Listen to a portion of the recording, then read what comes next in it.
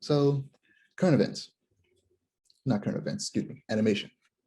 Tekken Bloodlines. I should have sent you this trailer, but there's a Netflix animated series being produced that's in the Tekken universe, and the art style is very similar to like Guilty Gear and Dragon Ball Fighters, which me and you talk about all the time.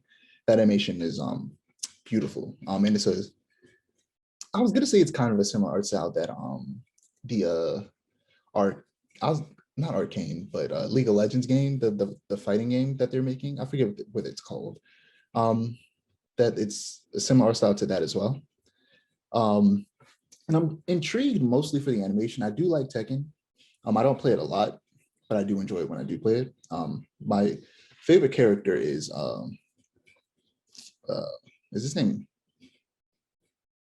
Kazuya? Yeah, because I always get confused because Jin's last name is Kazuma and his father's name is Kazuya, but they have different last names, obviously.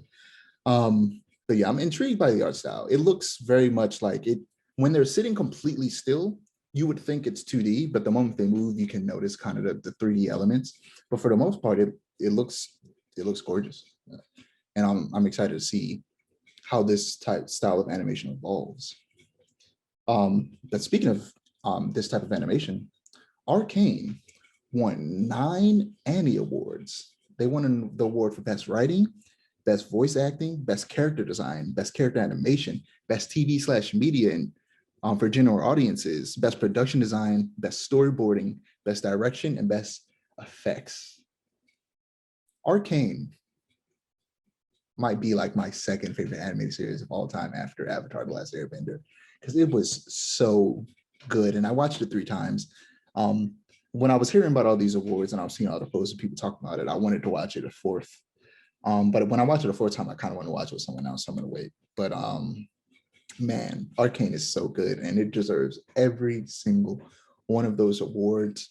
It's going to do for like animated series what Spider-Verse did for all of animation.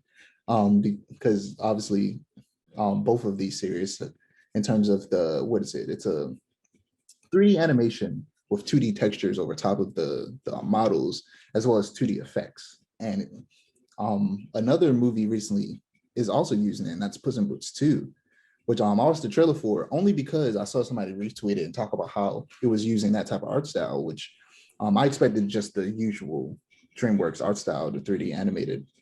I am way too old to be as excited as I am about that Puss in Boots. Exactly, bro. Here's the thing, though.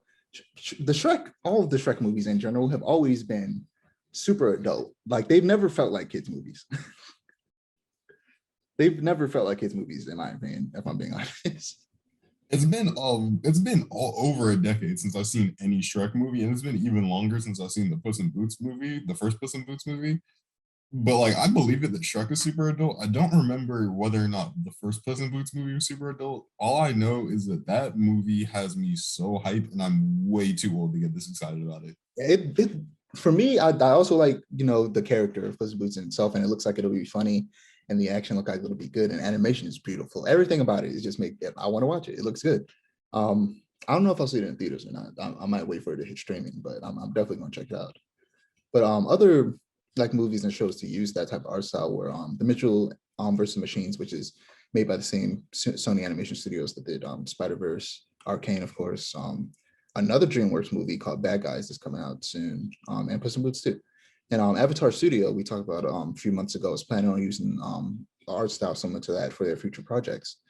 So yeah, I'm happy to see this art style really spread like this, and I'm excited to see where it goes and how it evolves. But that leads me to the question: what IPs would you like to see make something using that type of art style? For me, because it was originally used by Spider-Verse to mimic old comic books and like the half-tone shading and things like that, I definitely want to see it in more comic book animated films.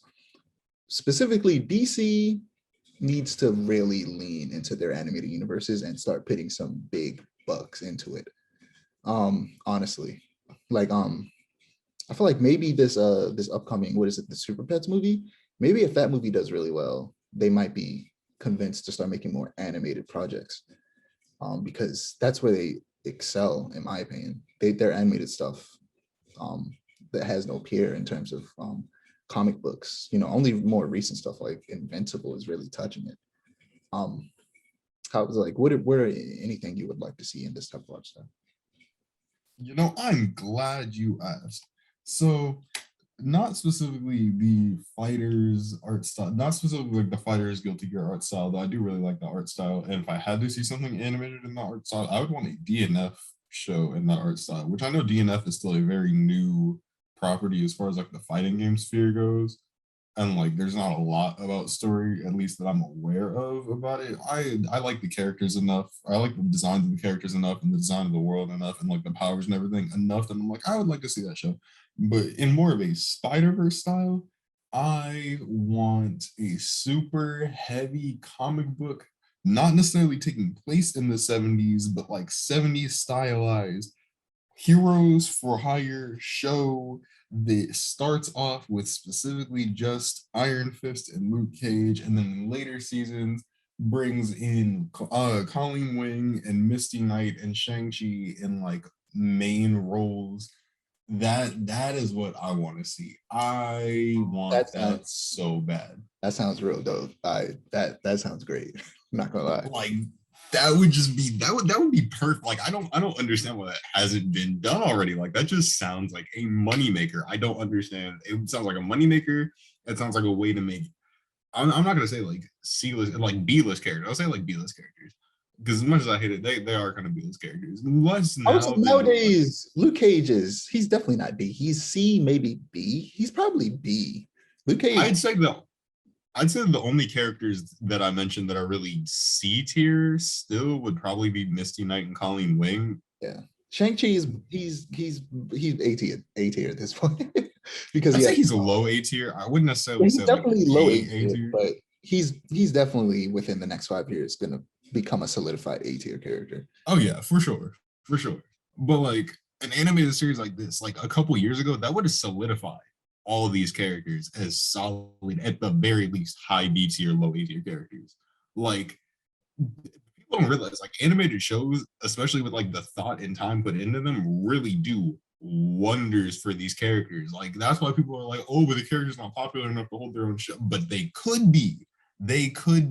If they it's put part the of the time reason why characters like Nightwing is still so popular, because of Young Justice. Like Young Justice definitely helps Nightwing's popularity a lot.